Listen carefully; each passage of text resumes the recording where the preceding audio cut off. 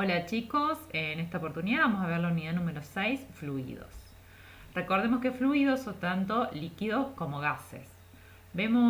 Recordamos algunas de las magnitudes eh, que vamos a utilizar, que vamos a tener en cuenta a lo largo de la unidad. Ellas son la densidad, como la relación que existe entre la masa y el volumen, el peso específico, en lugar de analizar la masa se analiza el peso en relación al volumen, viscosidad dinámica, que es la viscosidad que analizamos en la unidad número 2, masa sobre distancia por tiempo, la cinemática, que es aquella viscosidad dinámica en función de la densidad, la presión, que puede estar ejerciendo ese fluido, fuerza sobre área, principalmente si es un gas en la presión de las paredes del recipiente y si es un líquido a lo largo de la columna de líquido. El caudal, volumétrico en este caso, que sería volumen sobre tiempo, podría ser másico, en el cual sería masa sobre tiempo, y una magnitud nueva, seguramente para ustedes, es el número de Reynolds, que lo que hace es relacionar la fuerza de inercia de un fluido con las fuerzas viscosas, eh, con lo cual nos permite indicar cómo se moviliza ese fluido. Y el cómo se moviliza nos da una idea de la turbulencia que puede tener durante su movimiento. El número de Reynolds es igual a la densidad por la velocidad por el diámetro de la cañería que se esté analizando sobre la viscosidad del fluido.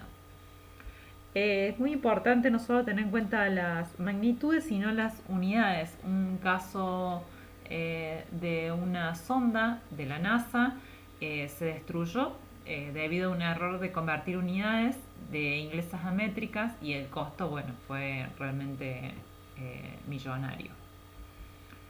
Flujo, flujo laminar de transición y turbulento. Como recién comentábamos, los fluidos inicialmente, cuando comienzan a movilizarse y las velocidades son lentas, el mismo se desarrolla mediante un flujo laminar. Por ejemplo, si vemos estos sahumerios, esta primera parte, cuando comienza el flujo, se comienza a ver el humo a causa de la quema del saumerio. Este se mueve de forma laminar, es decir, se mueve entre como láminas paralelas entre sí. A medida que asciende, se encuentra con otros movimientos de aire del entorno se le es difícil mantener ese flujo y comienza a distorsionarse hasta convertirse finalmente en un flujo turbulento. Entre el laminar y el turbulento existe una zona intermedia que se la llama zona de transición. En el caso de cañerías o tuberías, se visualiza de este modo, donde en un flujo laminar, que sería esta primera imagen, el perfil del flujo es parabólico, es decir, responde a una parábola. ¿Por qué? Porque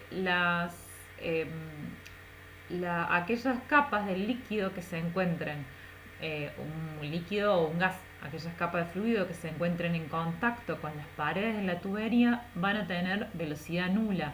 Es decir, por eso se encuentra, esto es un perfil de velocidad, se encuentra en un mínimo de velocidad. Cada vector representa la velocidad. Esto lo vimos un poco en viscosidad también, porque está vinculado a ese término, como la viscosidad es la resistencia a fluir, tiende a quedarse adherido a las paredes, entonces por eso la velocidad microscópica, instantánea en ese punto es cero. A medida que nos acercamos hacia el centro de la tubería, imaginen que son todas láminas movilizándose entre sí, con una resistencia al movimiento entre lámina y lámina, esas fuerzas de cohesión molecular que comentábamos. Entonces, en la parte interior de la tubería se puede desplazar con mayor facilidad porque se encuentra más alejado de la pared inmóvil que sería el contorno del caño. Es decir, en el centro de la tubería el vector velocidad es mucho mayor, se moviliza más rápido el fluido que en las paredes del mismo. Esto sucede en un flujo laminar, cuando el fluido se comporta como si fueran muchas láminas una sobre otra. En cambio, en un flujo turbulento, los movimientos son random, aleatorios entre sí, con lo cual el perfil deja de ser parabólico y pasa a ser más similar a una recta, ¿sí?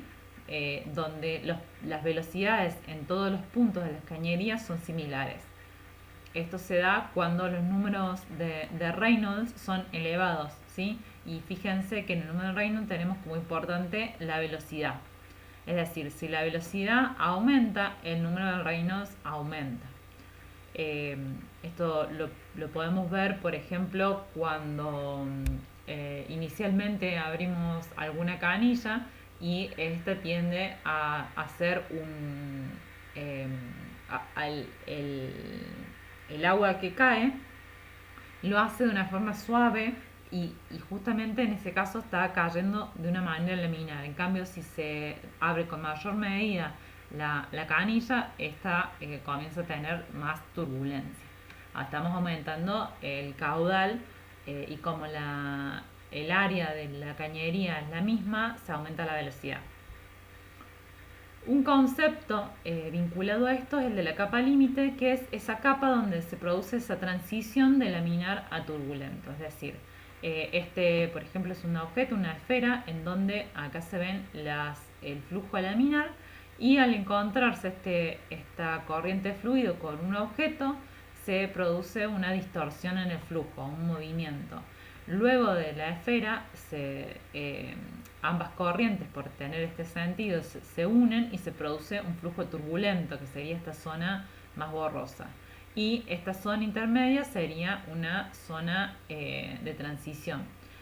Pero si vemos, las líneas continúan y se agrupan, es decir, todavía corresponde a un flujo laminar en contorno al objeto.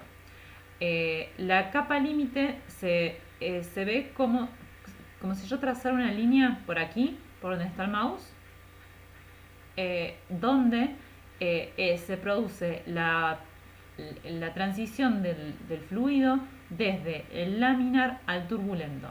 Entonces acá sería una representación, por ejemplo acá cambió la figura, esto podría ser un ala de un avión en lugar de una esfera, en donde acá hay flujo laminar hasta que se encuentra con el objeto. Una vez que se encuentra con el objeto, empieza a distorsionarse, que es esta línea que vemos aquí.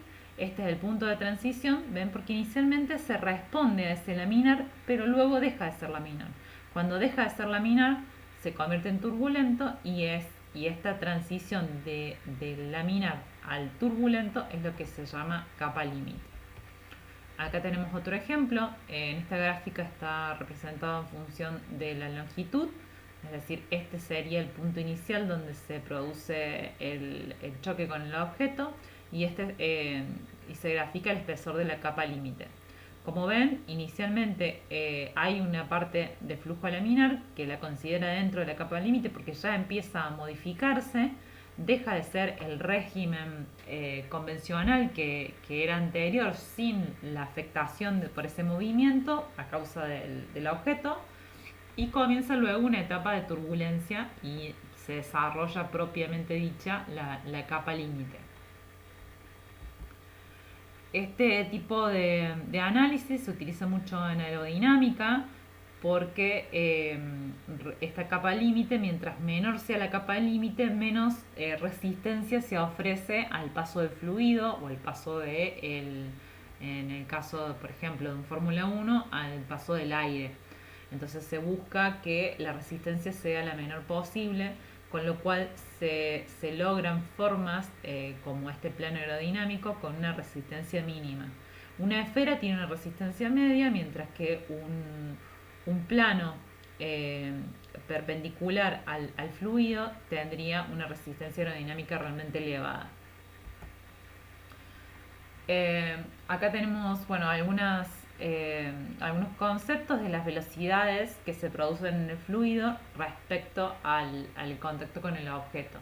La velocidad en contacto, esa primer capa que está en contacto con el sólido y el fluido, la velocidad es nula, es ese punto donde no se moviliza. En cambio, a medida que inicialmente cuando comienza la capa límite, el fluido es laminar.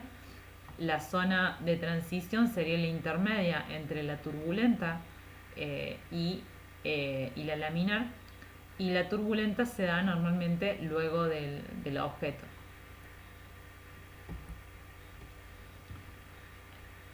Este concepto de capa límite y el movimiento, si es flujo laminar o turbulento, sirven fundamentalmente no solo para el flujo de fluidos, porque esto viene, si es muy turbulento, empieza a tener mayor pérdida de presión, ¿sí? Pero a la vez, si hay alguna transferencia de masa o de calor requerida, ayuda, colabora a esta transferencia, dado que el líquido dentro de esta cañería se moviliza más y tiene más contacto entre sí, entonces la transferencia se produce, es más efectiva. Volvemos a ver un perfil de velocidad. Este punto, esta es la superficie del objeto, la barra negra. En este punto la velocidad es cero en la superficie, no hay desplazamiento, y a medida que nos alejamos del objeto siguiendo el comportamiento del flujo, vemos que hay un momento en que el flujo se convierte en constante, que es cuando ya no hay afectación a causa de esa capa límite. Este es el perfil de velocidad en el caso de un flujo laminar. Acá vemos en esta sección la parábola, y este es en el caso del flujo turbulento, en donde no hay una tendencia definida, sino que es inestable.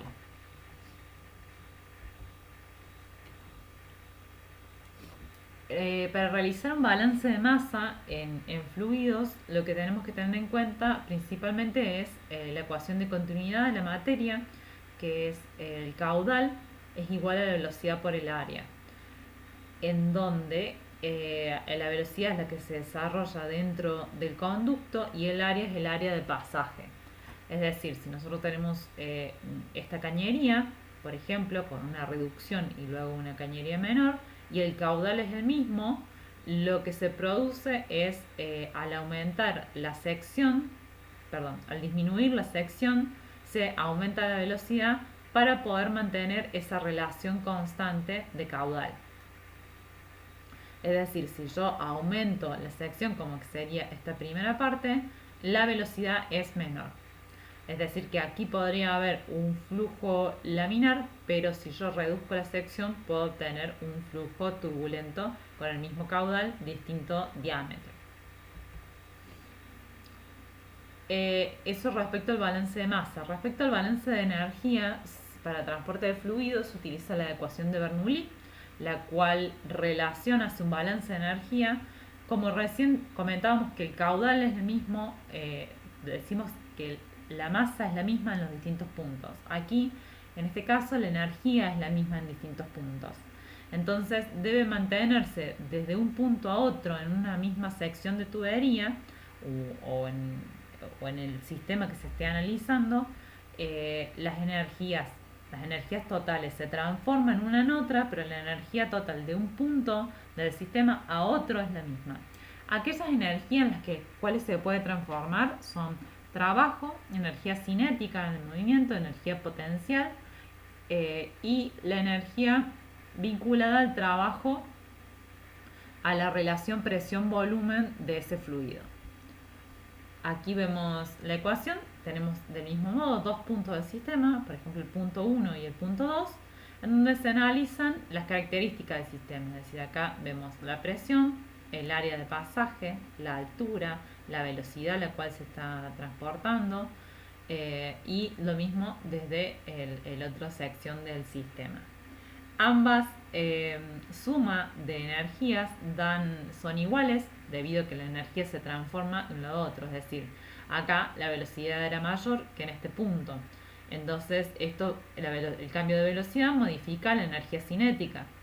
En cambio, vemos también que hay otra alteración de la altura. Si hay una alteración de la altura, cambia la energía potencial. Y puede cambiar también la presión en el sistema, ¿sí? Que sería P. Este tipo de esta ecuación es muy útil y muy usada cuando el flujo es estable, cuando el fluido es incompresible, es decir, fundamentalmente para líquidos, debido a que los gases se pueden comprimir, se desprecia o no es relevante la fricción del sistema, es decir, la pérdida de carga, y cuando el flujo se da a lo largo de una misma línea de corriente. Vamos a ver un poquito de cañerías, es decir, cómo hacemos para transportar estos fluidos. Como mencionábamos recién en la ecuación de continuidad de la materia, el caudal es igual a la velocidad del fluido por el área de pasaje. Es decir, que las dimensiones de la cañería van a depender de el caudal, o, dicho de algún modo, de la velocidad a la cual se desea que pase el fluido en esa cañería. La velocidad no es arbitraria, dado que va a tener una influencia con la duración y el costo de la instalación. Cuando la velocidad es demasiado alta se produce demasiada erosión y hay mucha pérdida de carga debido a las paredes u otros elementos que pueda tener el sistema de cañerías.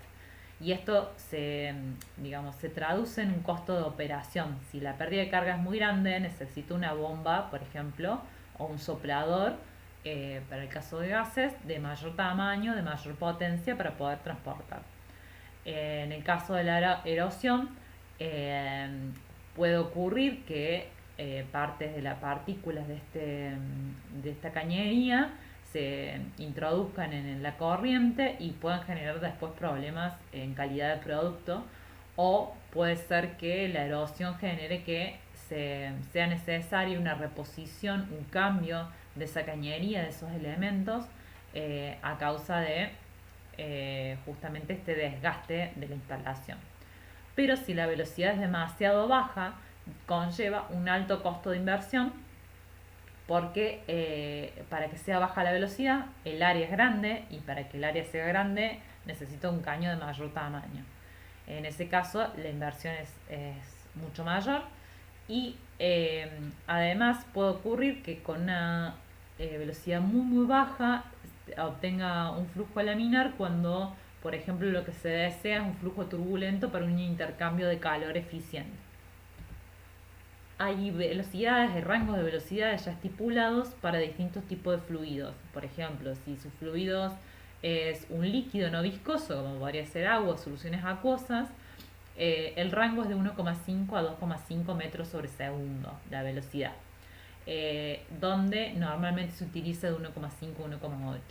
Para fluidos viscosos esta velocidad debe ser mucho menor, dado que es más difícil de movilizar por la resistencia que ofrece el movimiento del fluido viscoso. Entonces hablamos de hasta 10 veces menos la velocidad de los no viscosos. Es decir, cuando la velocidad de un fluido no viscoso es 1,5, de un viscoso es 0,1 o 0,15.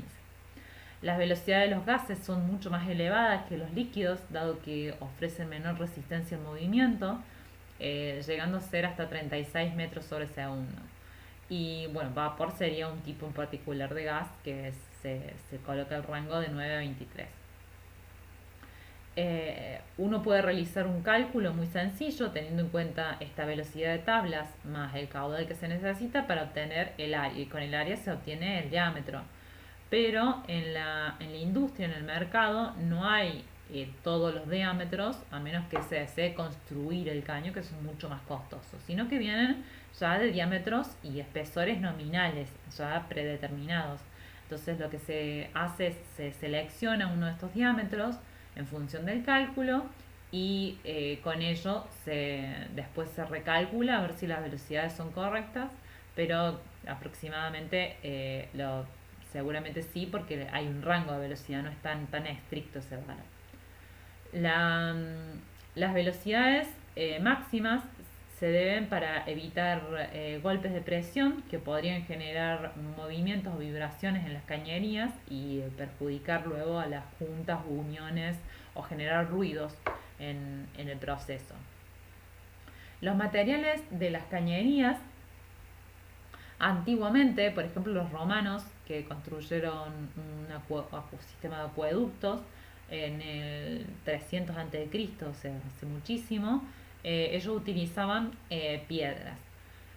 Piedras o algunos otros materiales, incluso llegaron a construirlas con plomo, que fue el primer material de cañerías porque era el metal más maleable. El problema del plomo es que genera, digamos, es un metal pesado y al estar en cañerías por esta erosión que mencionábamos recién, el plomo pasa al agua, esto es ingerido y puede generar enfermedades cuando el consumo de plomo en pequeñas partículas se hace prolongado. Hacia finales de 1800 comenzaron a utilizar otro tipo de materiales como el hierro galvanizado porque tiene un tratamiento de superficie para evitar la oxidación.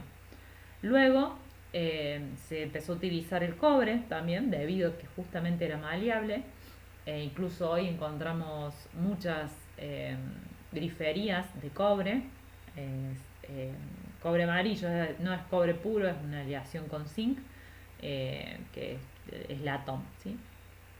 Y luego, a partir de 1970, se descubrieron los plásticos y se empezó a utilizar porque realmente el plástico, primero que ahorraba en peso, ¿sí? O sea, el transporte de los o las instalaciones, por ejemplo, en un edificio donde todo peso empieza a sumar, es importante el plástico cuando tiene mucho menos peso y la función es la misma.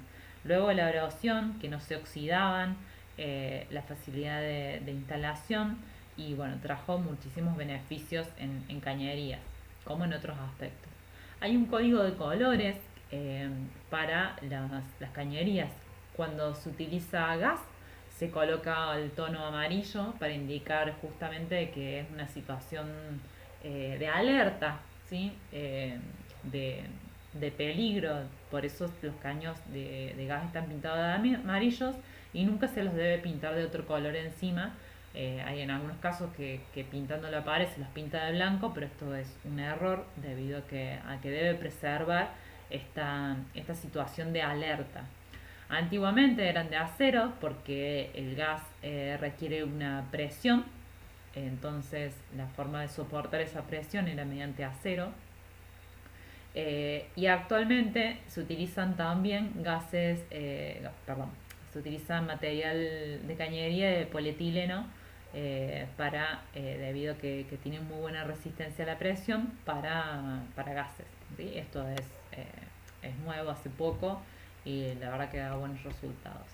En el caso del agua, el código de color es verde para agua potable.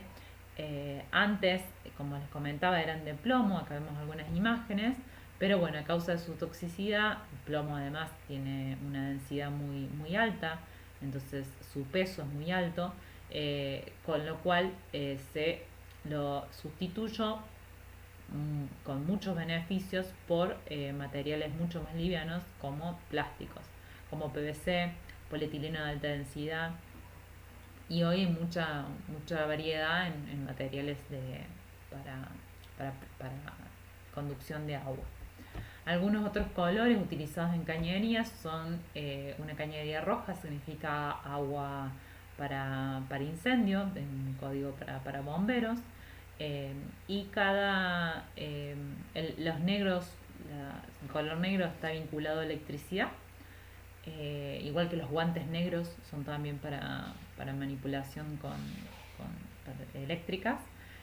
Y es importante que en una industria las cañerías no solamente respeten estos códigos de colores, sino que además indiquen el sentido de circulación del compuesto. La industria puede en algunos casos estipular algún código distinto, pero normalmente, pero sí se debe respetar que este tipo de verde es para agua, el rojo es para incendio, el amarillo para gas y el azul para aire comprimido.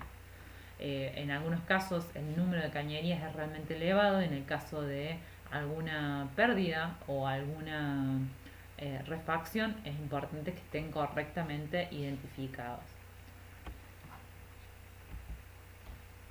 Algunos elementos de cañerías son una reducción, como hemos visto recién, una unión, un tampón para sellar una cañería, un adaptador, una T, un codo de 90, un codo 45, todo este tipo de elementos vienen en función de la medida del caño, por supuesto, que es la que estaba estandarizada, como les comentaba recién.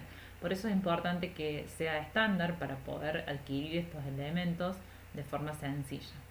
Estandarizadas tanto en diámetro como en espesor.